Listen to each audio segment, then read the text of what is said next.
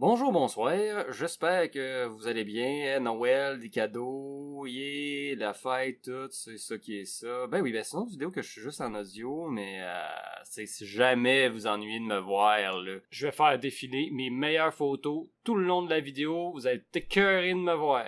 Bref, aujourd'hui, j'aimerais vous parler de la fameuse pénurie de livres dont on entend parler depuis un moment. En fait, j'aurais 3 conseils à donner. Conseils qui sembleront peut-être évidents, mais je les donne pareil pendant que mes photos continuent de détruire toute ma crédibilité. Conseil numéro 1. On s'entend déjà que la pénurie de livres touchera pas les maisons d'édition de manière égale. Il y a quand même des petites maisons d'édition indépendantes qui sont moins connues, qui vont pratiquement pas être touchées par la pénurie, qui ont encore des stocks pour nous abreuver de nouvelles littératures pendant au moins 4 millions d'années.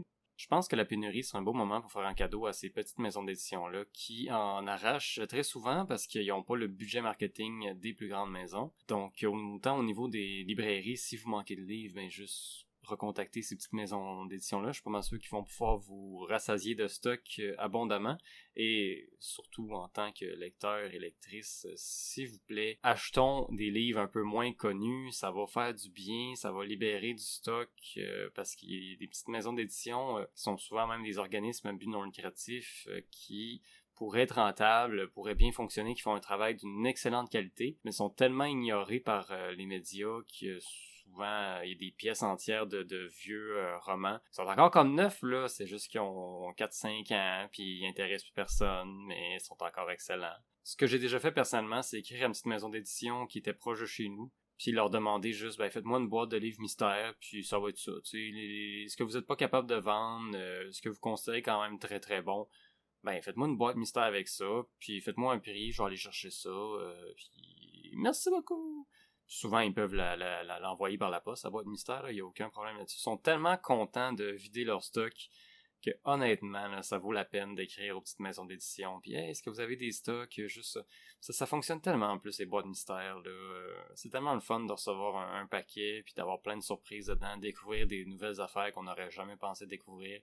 Donc, moi, c'est ma petite technique secrète. Conseil numéro 2, ben, juste faites confiance à votre libraire. Juste arriver dans une librairie, puis hey, quel tome tu me conseilles? Ça, c'est pas le bon moment dans une pénurie pour arriver, puis juste demander la dernière nouveauté. La dernière nouveauté sera sûrement pas là. Fait que juste demandez au libraire ses conseils. Puis si jamais ça vous tente pas de vous déplacer dans une librairie, sur leslibraires.com, il y a quand même les petits coups de cœur, là, on le voit, là, il y a toujours une petite icône coup de cœur, ben juste choisir un des coups de cœur qui est moins populaire un peu, qui est encore en stock, puis bingo, c'est fait. Là, livraison à domicile, ça part.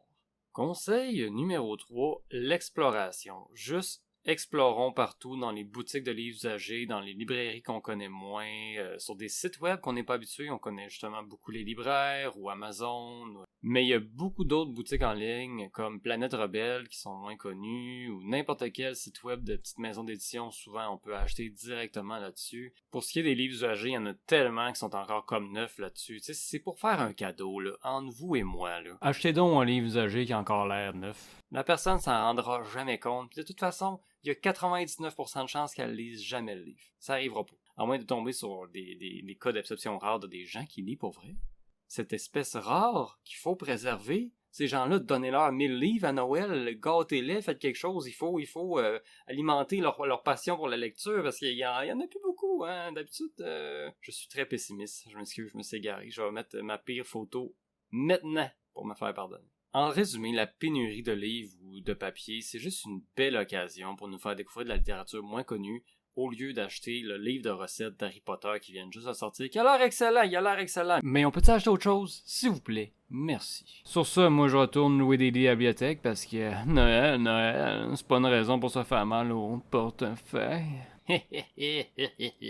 C'est faux. Dans le temps des fêtes, je préfère vraiment acheter des cartes cadeaux des libraires. Comme ça, j'ai pas besoin de transporter de livres. C'est beaucoup plus simple d'aller d'une place à l'autre. Puis les gens sont bien contents. Ils peuvent s'acheter leurs propres livres.